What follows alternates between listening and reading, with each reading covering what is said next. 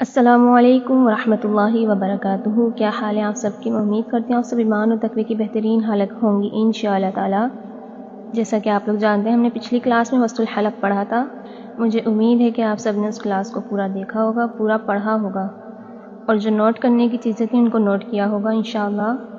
تو آج کا جو ہمارا ٹاپک ہے وہ ہے ادنائے حلق کے بارے میں۔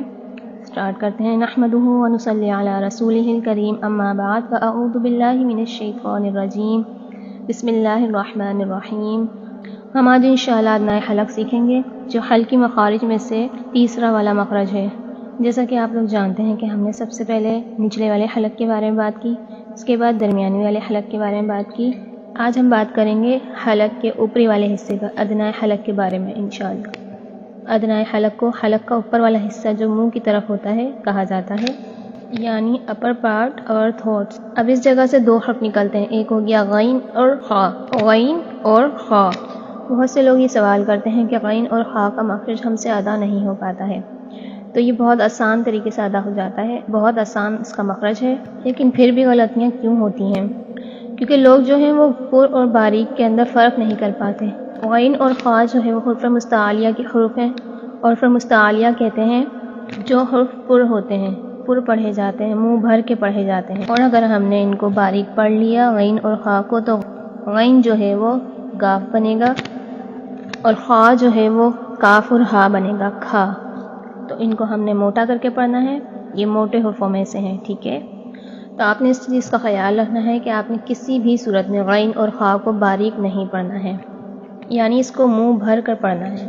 اب دیکھتے ہیں کہ غین کیسے ادا ہوگا۔ تو آپ میں سے بہت سے لوگ غرارے تو کرتے ہوں گے، تو جب ہم غرارے کے لیے، منہ کے غرارے کے لیے پانی ڈالتے ہیں منہ میں، تو کون سی آواز نکلتی ہے؟ غا نکلتی ہے نا؟ تو جہاں سے یہ آواز نکل رہی ہے ایگزیکٹلی وہیں سے غین اور خا کا مخرج نکلے گا، غین اور خا ادا ہوں گے وہیں۔ تو یہ میں ٹرک کے طور پر آپ کو بتا رہی ہوں، جو لوگ بگنرز ہیں ان کے لیے بہت ایزی رہے گا اگر وہ ایسے ہی مشق کریں گے انشاءاللہ۔ تو آپ نے اس چیز کا خیال رکھنا ہے کہ ان دونوں حروفوں کو موٹا پڑھا جاتا ہے، یہ باریک نہیں پڑھے جاتے ہیں، یہ پر پڑھے جاتے ہیں، منہ بھر کر پڑھے جاتے ہیں، ٹھیک ہے؟ تو آپ نے اس کی بہت زیادہ مشق کرنی ہے تاکہ اس میں نکھار پیدا ہو آپ کے، اور آپ اچھے سے ادا کر سکیں قرآن پاک میں بھی۔ تو یہ نوٹ بک میں لکھ لیں، کیونکہ یہ چیز ذہن میں رہ گئی آپ کے کہ یہ موٹا پڑھے جائیں گے، تو انشاءاللہ مخرج نکالنا آپ کے لیے آسان ہو جائے گا۔ جیسے ہم غین کو ادا کرنے کے وقت پڑھتے ہیں غاسقن، جیسے ایک آیت ہے سورہ فاتحہ کی، غیر المغضوب علیہم، غیر المغضوب علیہم۔ آواز نوٹ کریں اور محسوس کریں اس کو، اچھے سے اس کو محسوس کریں اور اسی طریقے سے ادا کرنے کی کوشش کریں۔ اگر آپ کو 1000 بار بھی پریکٹس کرنی پڑے بیٹھ کر تو کریں، تاکہ آپ کا یہ لفظ ادا ہو جائے۔ اب جب غاسقن پڑھیں گے تو اس کے اندر ہم منہ کو کیا کریں گے؟ بھاری کر کے پڑھیں گے، غاسقن، ٹھیک ہے؟ اگر ہم اسی ہی حرف کو باریک کر کے پڑھیں تو ہم کیسے پڑھیں گے اس کو؟ کیسے؟ گاسقن۔ تو کیا کون سی آواز نکل رہی ہے؟ غین کی نہیں نکل رہی، گاف کی نکل رہی ہے، باریک ہو گیا کیونکہ غین۔ تو یہ غلطی ہم نے نہیں کرنی ہے، اس سے تلفظ ہمارا غلط ہو جائے گا۔ بظاہر آپ کو لگے گا کہ میں صحیح پڑھ رہی ہوں، لیکن نہیں، اس طریقے سے نہیں ادا کرنا ہے ہم نے۔ جیسے میں نے آپ کو بتایا، موٹا کر کے پڑھنا ہے، پر پڑھنا ہے، اور منہ بھر کر پڑھنا ہے ہم نے۔ جیسے غرارے کی آواز نکالتے ہیں نا، اسی طریقے سے بالکل پڑھنا ہے ہم نے، ٹھیک ہے؟ اب ہم دیکھتے ہیں خا کی جانب، خا کو کیسے ادا کرنا ہے۔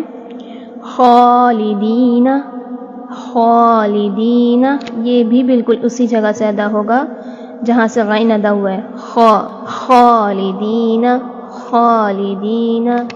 جیسے خلق الانسان، خلق الانسان۔ آپ لوگ خود بھی پریکٹس کریں، ساتھ ساتھ پڑھتے جائیں۔ ایک آیت ہے، من شر ما خلق، خلق، خلق، کیسے ادا ہو رہا ہے؟ خلق، اور کہاں سے ادا ہو رہا ہے؟ حلق کے اوپری حصے سے، جس کو ہم کوا کہتے ہیں۔ یہ اڑنے والا کوا نہیں ہے، یہ ہمارے حلق کا سافٹ پیلٹ ہے، جہاں سے یہ دونوں حرف ادا ہوں گے۔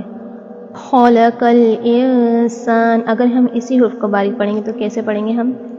خلق الانسان۔ تو اس میں کیا آواز آ رہی ہے؟ کھا، کھا، کھا، یعنی کہ کاف ہا، کھا۔ اور اگر ہم اس کو موٹا پڑھیں گے تو خلق الانسان، ٹھیک ہے؟ اگر ہم اس کو باریک پڑھیں گے تو یہ کھانا بنے گا، جیسے کہ ہم وہ بولتے ہیں کھانا کھایا، تو اس طریقے کا کاف اور ہا والا کھا بن گیا۔ تو ہمیں موٹے اور باریک میں فرق کرنا ہے، اگر ہم یہ فرق کر پائے تو انشاءاللہ ہم ادا کر لیں گے۔ جیسے خو کھا، خو خ، مطلب سمجھ رہے ہیں نا آپ کے سمجھ میں آ رہی ہوگی۔ خو کھا، غین خو، غین خو، غین خو۔ تو اسی طریقے سے آپ نے اس کی پریکٹس کرنی ہے۔ الحمدللہ میں نے بہت سارے اسٹوڈنٹ کی اسی طریقے سے تجوید بہتر کروائی ہے۔ یہ حروف سکھائے تھے اسی ٹرک کے ساتھ جسے میں نے آپ کو بتایا بھی، غرارے کرنے ہیں، غراروں والی آواز کو آپ نے محسوس کرنا ہے اور اسی طریقے سے غین اور خا کو نکالنا ہے کیونکہ یہ وہیں سے ادا ہوں گے، ٹھیک ہے، اور اسی آواز کے ساتھ ادا ہوں گے۔ تو الحمدللہ وہ اسٹوڈنٹ صحیح سے بالکل پڑھ بھی رہی ہیں اور الحمدللہ ثم الحمدللہ کہ وہ آج پڑھا بھی رہے ہیں۔ تو آج وہ لوگوں کو سکھا رہے ہیں، تو یہ سب اللہ کا کرم ہے۔ تو انشاءاللہ آپ جتنی اس پہ محنت کریں گے، جتنی اس کی مشق کریں گے، اتنی اچھی طریقے سے اس کو آپ ادا کر پائیں گے اور اس میں نکھار پیدا ہوگا آپ کے انشاءاللہ۔ تو مجھے امید ہے کہ آپ کو ادنیٰ حلق اچھے سے سمجھ میں آیا ہوگا۔ اگر سمجھ میں آیا ہو، اس کلاس سے فائدہ ہوا ہو تو آگے آپ نے شیئر کرنا ہے زیادہ سے زیادہ۔ تو انشاءاللہ ملتے ہیں اگلی کلاس میں۔ وآخر دعوانا الحمدللہ رب العالمین۔ السلام علیکم ورحمۃ اللہ وبرکاتہ۔